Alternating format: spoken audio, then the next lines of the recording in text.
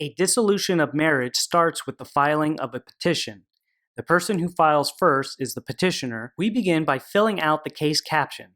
There is no case number until you file these forms with the court. Select an option from the drop-down menu to indicate which county you reside in. The county you select. Next, write in the parties to the case.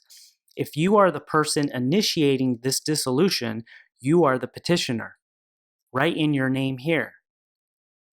Next, write in the other spouse's name below to indicate they are the respondent.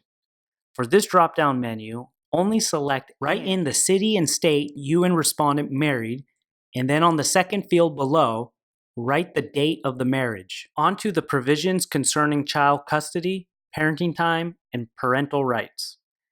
The parent with sole legal custody has the exclusive right to make major decisions concerning the child, including but not limited to the child's residence, education, healthcare, and religious training.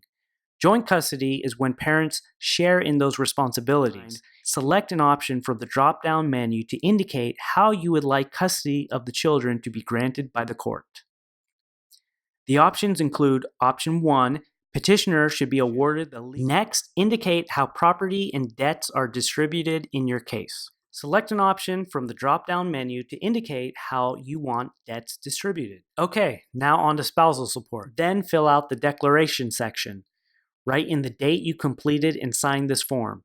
You may either electronically sign by following the prompts when